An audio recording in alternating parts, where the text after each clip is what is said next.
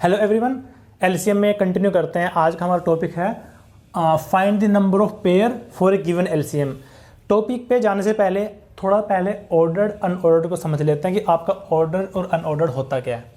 अगर मेरे पास नंबर दिए हैं, मान लो 3, 4, 5, मुझे दो नंबर के पेयर बनाने हैं।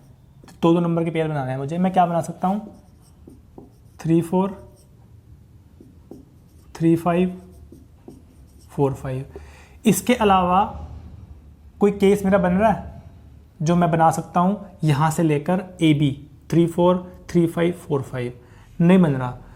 तो जितने आपके केस बने, ये केस आपके हैं अनऑर्डर्ड। अगर इसमें ऑर्डर मैटर करे 3, 4 का कि 3 पहले 4 बाद में आए और 4 पहले 3 बाद में आए, ये दो अलग अलग केसेस हैं, तो मैं लिख सकता हूँ 3, 4 के साथ 4, 3 भी एक केस बनेगा, 3, 5 के साथ 5, 3 भी एक केस बनेगा, 4, 5 के साथ 5, 4 भी एक केस बनेगा। तो ये टोटल ये अनऑर्डर पर 1, 2, 3 आए थे। ऑर्डर मेरे पास कितने आ गए? 1, 2, 3, 4, 5, 6। मेरे पास ऑर्डर कितने आ गए? 6 केस आ गए। ये बात समझ आई?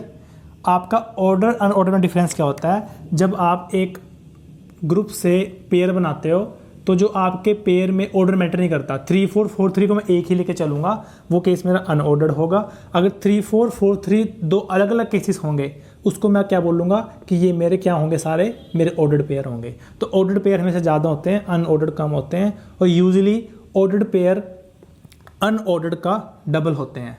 या फिर मैं ये बोल सकता हूँ कि जो अनऑर्डर्ड पेयर होंगे वो ऑर्डर्ड पेयर का हाफ होंगे। ये बात समझ आ गई? बढ़ते हैं आगे। Number of pair for given LCM में आपसे पूछेगा क्या? वो क्या पूछेगा आपसे कि अगर आपका एलसीएम मान लो मेरे पास 200 है, तो कितने ऐसे नंबर ऑफ पेयर्स हैं मेरे पास जिनका एलसीएम 200 आएगा।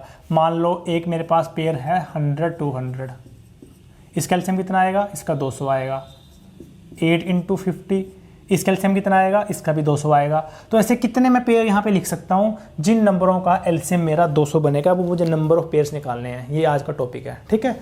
तो इसको आप सॉल्व करने के लिए पहले क्या करो, आप एलसीएम को ब्रेक कर लो। सबसे पहले 200 को आप ब्रेक करो 4 × 50, ये बनेगा 4 × 2 × 25, ये आपका बन गया 2³ - 5²।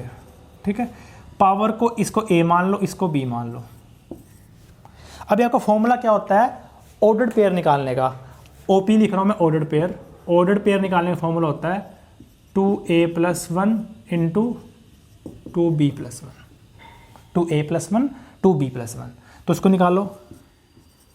2 × 3 + 1, 2 × 2 + 1, 7, 5,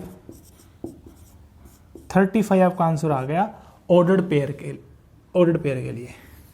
ठीक है। तो 35 ऐसे नंबर पेयर होंगे जिनके लिए आपका एलसीएम कितना आएगा? 200 आएगा। अब बात करते हैं अनऑर्डर्ड पेयर की। अनऑर्डर्ड पेयर की, ठीक है। इसको कैसे निकालोगे आप? आप ऑर्डर्ड पेयर को x मान लो।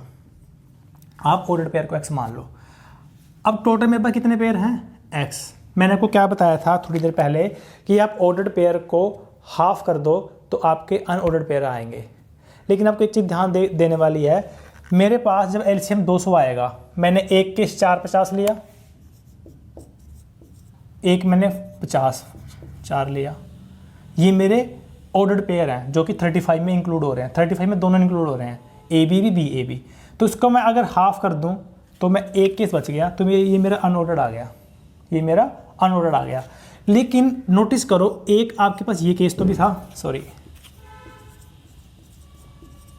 इसका एलसीएम भी तो 200 ही आएगा। और इसको आप उल्टा करके लिख नहीं सकते। अगर 200 को उल्टा करोगे तो 200 फिर से वापस आ जाएगा। ठीक है। तो मैं ये बोल सकता हूँ कि जो मेरा 200,200 केस है वो रिपीट नहीं हो रहा। उसके अलावा जितने केस बचे हैं, 35 में से ये केस हटा दो, एक, कितने बचे? 34। वो मेरा जितने केस बचे हैं वो केस 2 बार आ रहे हैं सारे। मतलब 17 केस हैं, 17 को 2 बार लिखा मैंने, 34 बन गया मेरा। मैं बोल सकता हूँ। ये बात आपको समझ आई कि मैं 200 क्यों माइनस कर रहा हूँ? क्योंकि ये आपका 2 बार नहीं आया, मुझे इसको 2 से डिवाइड नहीं करना 35 को।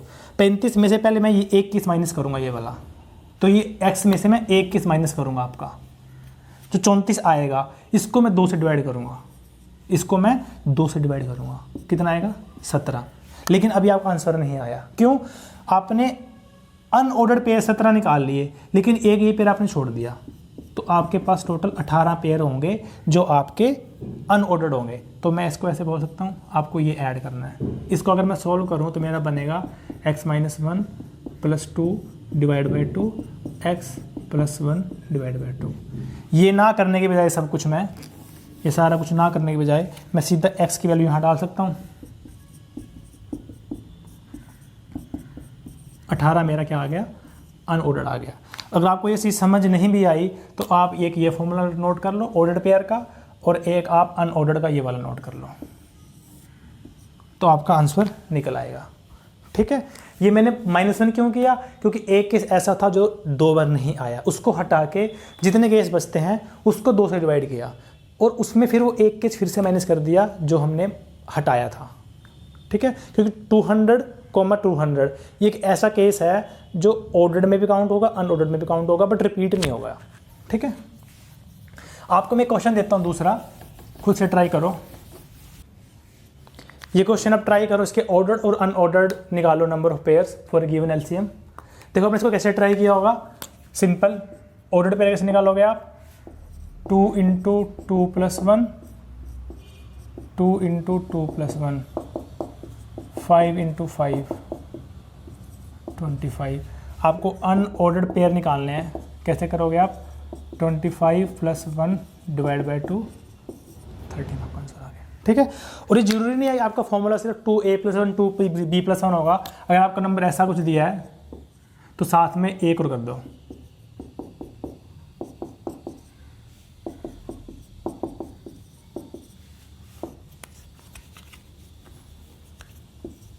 अगर आपका ये नंबर दिया होगा, आपके ऑर्डर्ड पेयर आएंगे 125, अनऑर्डर्ड पेयर आएंगे 63। तो ये फॉर्मूला जो आपका है 2a + 1 2b + 1 × 2c + 1 × 2d + 1 ऐसे चलता रहेगा आपका ये फॉर्मूला। ठीक है, जितने भी आपके यहाँ पे नंबर होंगे। तो ये था आपका how to find pair for given LCM. अगर बात करें ट्रिपलेट की, ट्रिपलेट के आप ऑर्डर्ड पेयर निकाल सकते हो यूजिंग फॉर्मूला, लेकिन ट्रिपलेट के अनऑर्डर्ड पेयर आपको निकालने के लिए परमुटेशन कॉम्बिनेशन के बेसिक्स जरूरी हैं, इसलिए मैं वो पार्ट अभी स्किप कर रहा हूँ। जो आपका टॉपिक रहेगा number of triplet for given LCM, वो हम करेंगे जब हम परमुटेशन कॉम्बिनेशन का टॉपिक डिस्कस करेंगे। ठीक है, थैंक यू सो मच।